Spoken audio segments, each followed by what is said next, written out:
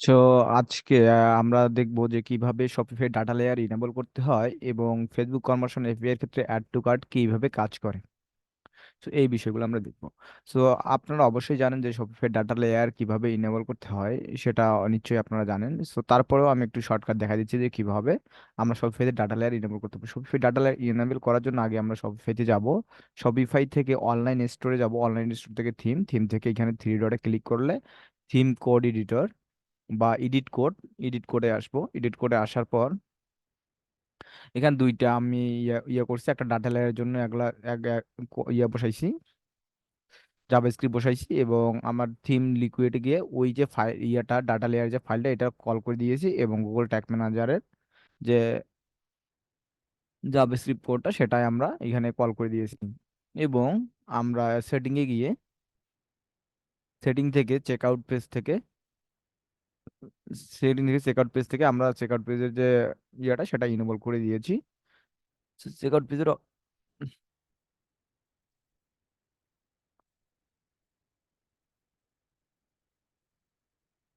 Checkout পেজে আমরা enable করে দিয়েছি।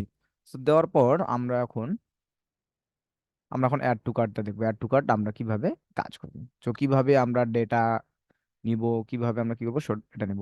সো এখানে আমরা অবশ্যই জানি গুগল ট্যাগ কি, ট্যাগ ম্যানেজার কি, ট্রিগার কি এবং ভেরিয়েবল কি, আর এবং Google tag manager. Google tag manager যদি আমি বলতে চাই, গুগল ট্যাগ ম্যানেজার হচ্ছে একটা থার্ড পার্টি অপশন, যেটা হচ্ছে আপনার আপনার ওয়েবসাইট এবং ফেসবুকের সাথে ভাব ভালোবাসা তৈরি করে দিবে, বা এরকম অনেক প্ল্যাটফর্মের সাথে আপনাদের ভাব ভালোবাসা তৈরি করার জন্য গুগল ট্যাগ ম্যানেজার ইউজ করা হয়। গুগল ট্যাগ ম্যানেজার গুগল ট্যাগের কাজ হচ্ছে কখন কি করবে না করবে সেটা একটা চিন্তা ভাবনা করে আর কি। ট্রিগার হচ্ছে সেটা আছে, ডিফাইন করে দেয় যে এই সময় তো এই কাজটা ঘটবি। সো যেটা করতে চাচ্ছে ট্রিগার, সেটা সম্পূর্ণ করার জন্য ট্যাগ, আর যেটা সম্পূর্ণ করার জন্য ট্রিগারের দরকার। ভেরিয়েবল কি, ভেরিয়েবল হচ্ছে আপনি ওই ট্যাগ ট্রিগারের সাথে আর কি কি চাচ্ছেন, ওই ট্যাগের সাথে আর কি কি চাচ্ছেন, কি কি ফ্যাসিলিটি চাচ্ছেন। যেমন আমরা যদি অ্যাড টু কার্ট করি, অ্যাড টু কার্টের জন্য আমরা কি চাইতে পারি, কোয়ান্টিটি চাইতে পারি, item name, item ID, so value, সে কয়টা ইয়ে পারচেস করবে। তো এই বিষয়গুলো আমরা কিন্তু পেতে পারি, এটাই একটা। আর এই জন্যই মূলত আমরা অ্যাড টু কার্ট, এখন অ্যাড টু কার্ট প্রথম করার জন্য আমাদের ভেরিয়েবল করা লাগবে। ভেরিয়েবলের জন্য আমি ভেরিয়েবলে আগে যাব। ভেরিয়েবলে আসার পর এখানে আমরা নিউ নিউ করব, তারপরে অ্যাড করার পর এখানে ডাটা লেয়ার ভেরিয়েবল দেখবো কোথায় আছে। ডাটা লেয়ার ভেরিয়েবল নিব। ডাটা লেয়ার ভেরিয়েবল নেওয়ার পর আমরা এইখানে যাব, যাওয়ার পর অ্যাড টু কার্টে ক্লিক করব। দেখবো অ্যাড টু কার্ট কোথায় ফায়ার হচ্ছে। অ্যাড টু কার্টের জন্য আমরা আগে ecommerce.currency নিব। ecommerce.currency আমরা এইখানে কপি করে নিয়ে আসবো, আপনারা লিখতেও পারেন। লিখলে কিন্তু অবশ্যই মাথায় রাখতে হবে যেন একটা মিনিংও ভুল না হয়। ক্যাপিটালাইজ হবে, স্মল, সব স্মলে জানি হয়। কারেন্সি, ecommerce.currency, এখানে যেন কোনো স্পেস না হয়, এই বিষয়টাও আমাদের মাথায় রাখতে হবে। সো এখানে দিলাম আমি FB, FB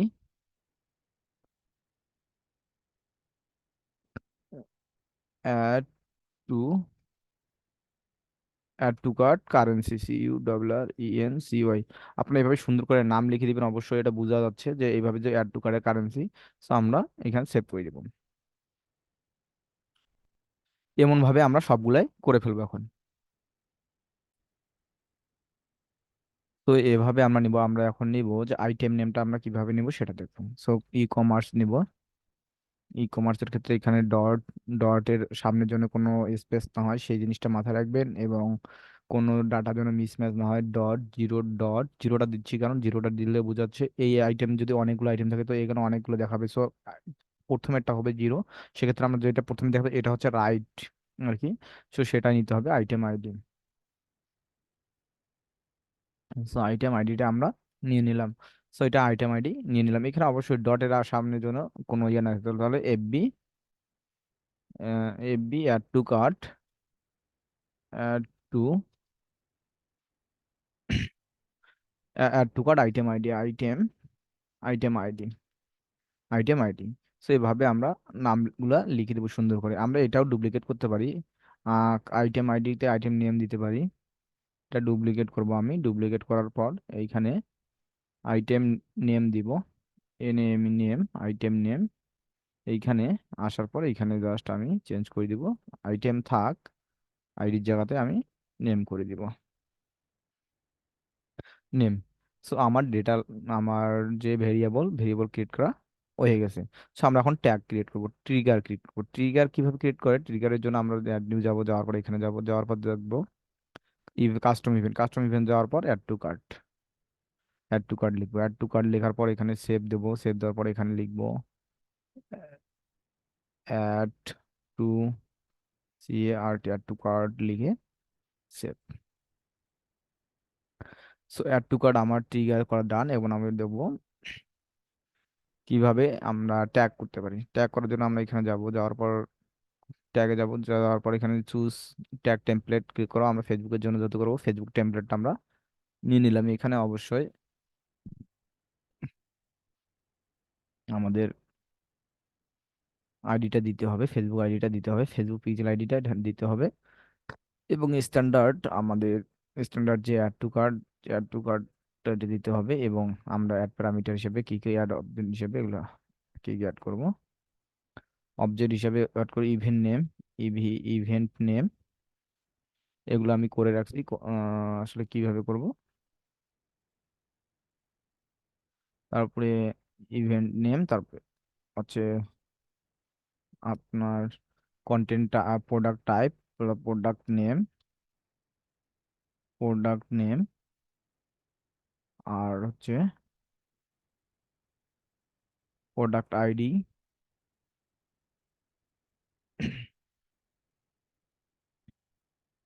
value, currency, currency.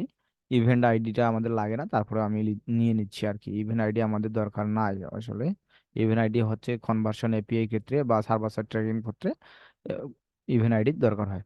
So এখানে যাওয়ার পর ইভেন্ট নেম আমরা দেবো add to cart, add to add to cart.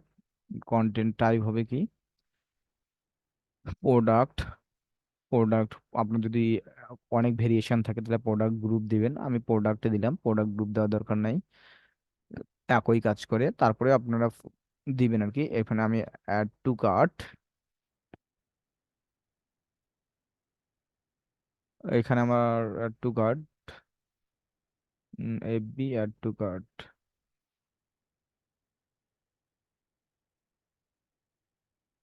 Add to cart item name, add to cart item name. এখানে এফবি আমি দিছি, আপনারা এখানে ডিএলভি দিলে দিবেন, ডিএলভি দিলে ভালো হবে। আমি এফবির জন্য করতেছি সেজন্য আসলে এফবি এইভাবে দিছি। এখানে আপনার ডিএলভি যেমন ডাটা লেয়ার ভেরিয়েবল, এটা বোঝায় আর কি।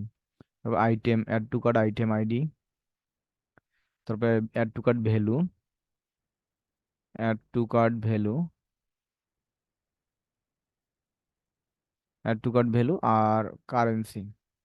কারেন্সি হচ্ছে আমাদের এফবি, ফেসবুকের জন্য যেহেতু করছি আমি সেভাবে এর জন্য আর কি দিয়ে দিচ্ছি। যখন আপনার প্রফেশনালি করবেন তখন ডিএলভি দিবেন, ডিএলভি দিলে ভালো দেখাবে।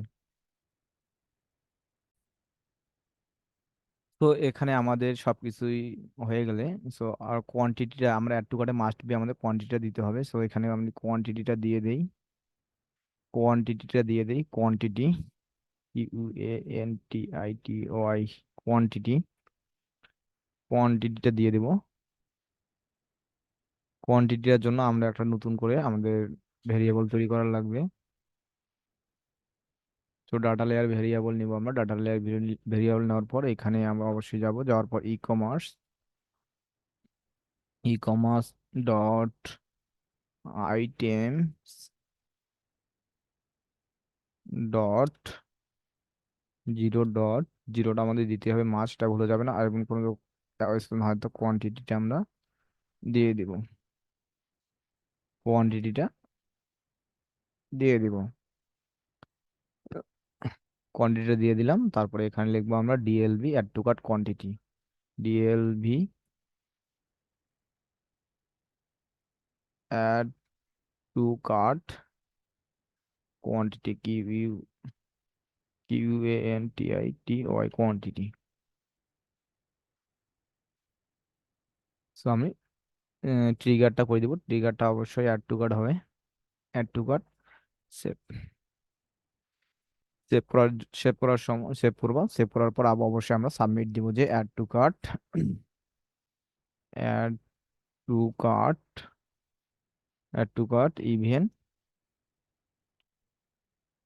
Event configuration, configuration done. যদি আমার কনফিগারেশন লেখা ভুল হয়েছে, কনফিগারেশন ডান। সো আমি পাবলিশ দিয়ে দিলাম। পাবলিশ দেওয়ার পর আমরা এখন প্রিভিউ দেবো। পাবলিশ দেওয়ার পর অবশ্যই প্রিভিউ দেবো। প্রিভিউ দিয়ে দেখবো যে আমার এটা কাজ করতেছে না, ফায়ার হচ্ছে কি না। সেখানে আমরা প্রিভিউ দিব। So preview,